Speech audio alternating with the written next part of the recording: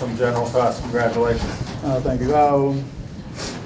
Again, it's bothering you, Mark. Yeah, we got to set this trophy down, Mark. God dang. Just in general, Coach Weiler, just like Coach Lambert, tremendous. 53 years down there, over 800 and some wins. These guys gave us a battle throughout. The game plan, it didn't work the way I thought it would work. I thought we'd be able to open it up earlier. Got into some foul trouble early on. Zach with the second foul and then a technical foul. Gave him his third. I think it was like 18-18. And then Price went off for 3 or 4 big shots in a row. Kind of gave us the cushion.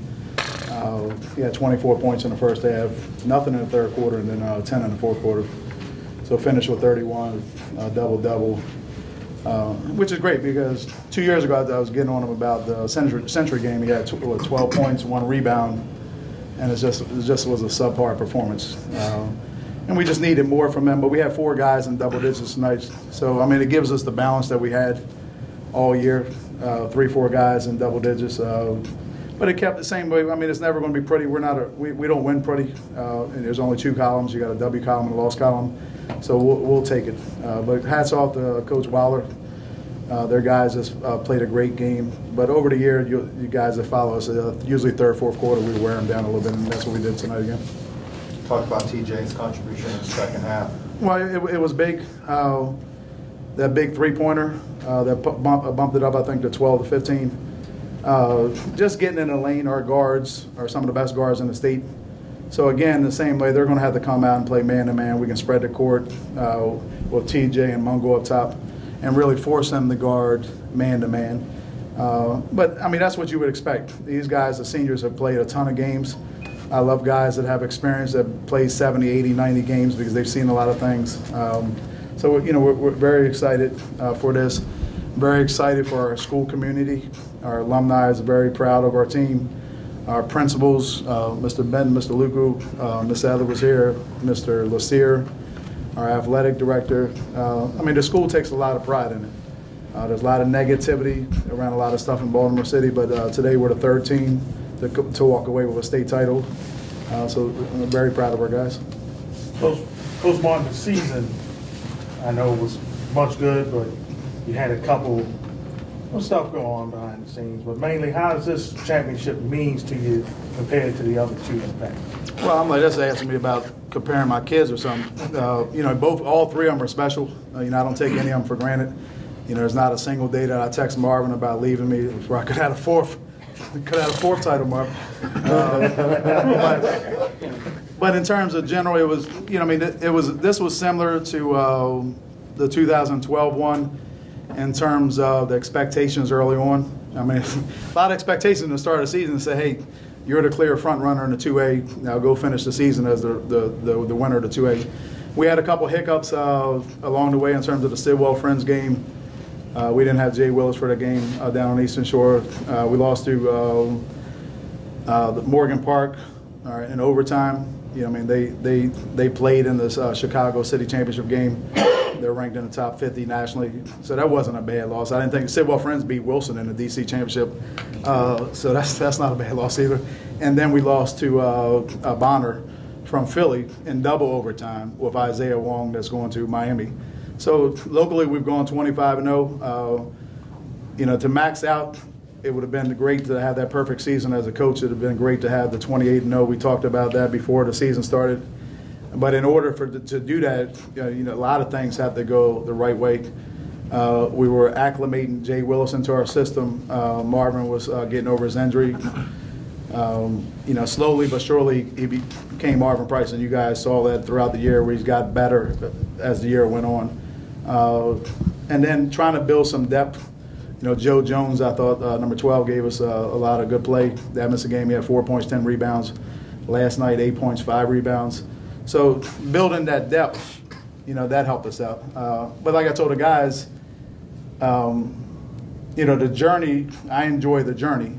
I enjoy the daily practices. I enjoy watching game film. I love playing chess, so I enjoy the counteraction in terms of this is what we're going to do. If they do this, they do this, they do this. What's our next move? trying to visualize it out, and then it's their job to go out and do it. So I mean, we put the game plan in place, but then I mean, it's wonderful to have, you know, I mean, the guys that we have. There's not another team in the state that you know, that I would take. You look at Lake Clifton won, we beat them by 26.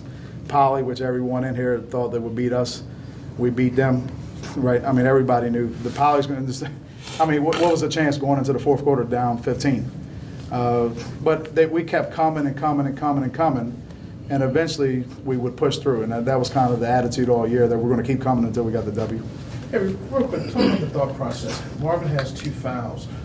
Was there a thought to maybe let him sit halfway through the second quarter or hold because he was in there pretty early, which worked out well because he had, I think. Yeah, I draw on my experience with Akil, actually, the Thomas Stone game in 2012. It was a decision to make. He picked up 4 fouls actually early in the fourth quarter, and my reaction was to sit him, but then I end up playing him and telling Marvin the same way. What we changed up was on the 2-3, we put him in the middle a lot.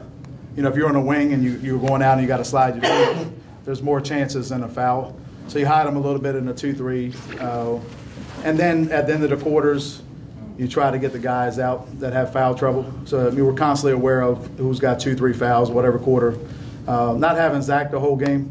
I mean, it was a very strange call. The second foul, I thought the kid tripped, and then he gave a tech on 34, and then his reason to me was that he stood over the player. So I thought it was a cop out in terms of I got to give a double tech, but that saddled him with the third. So I just think it took Zach totally out of rhythm tonight. Marvin, when you go through a stretch like you went through, what is that like? Just to keep playing and not like overthink stuff or force anything. For one of the players, how important was it to get people in ball movement against their zone defense? When you did that, you guys pretty much solved it. TJ, it helped us a lot. Marvin was hot, and Jay was getting into his rhythm, and me and Mungo was. So, and Coach Mott was telling us at halftime when our plays was going to work because their 3-2 was up a little bit. 2-3 was up a little bit. So yeah, it helped us. Yeah, TJ, just talk about the second half you had with the foul trouble that you guys had for you to step up and really get some big points. I wasn't doing that much in the first half, and I was getting down on myself, but Jay Willis picked me up and told me just keep playing. So I just kept shooting my shot, and it was dropping in the second half. So I just continued and continued to find my team. Talk about any other players other than Jalen. Talk about Jalen and what he brought to this team this year, because it seems like every time there's a loose ball, a rebound, something, Jalen Willis is somehow in the middle of it. He just brings like the intensity. Like he always the guy to like bring us together and make us go that extra length. He's just like an animal all over the court. it's like great playing with a guy like Jay Willis, because he's like he all over the place. Like every time you see him, you there. Well, they basically said it all. Like I played with him all my life, so I knew he was gonna play. I see him get hyped, I'm gonna want to get hyped too. So he just bring the energy. And Jalen, just talk about just what you provided to this team this year.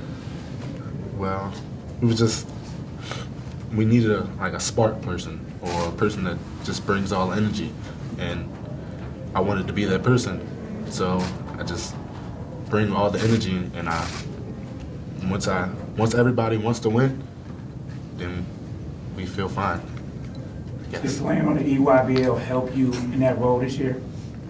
Yeah, the EYBL, it helped me because I seen somebody that's better than me, so it makes me want to work harder and want to push myself. So I figured out that there's more ways to the game than scoring the basketball.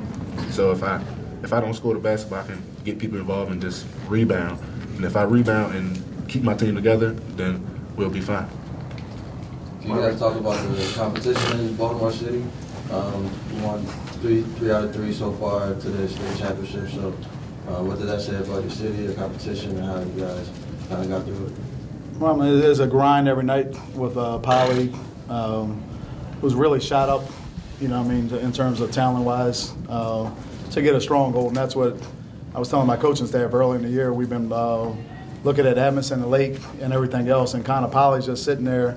And I say Poly's really our number one enemy at this point, flat out. We got to go get them. That's what we're shooting for. Because they got a great setup over there where they can offer private school education for free. He's got the connection with Mello. Edmondson is tough. Dancer is tough. You're talking about coaches, Tree, Sam.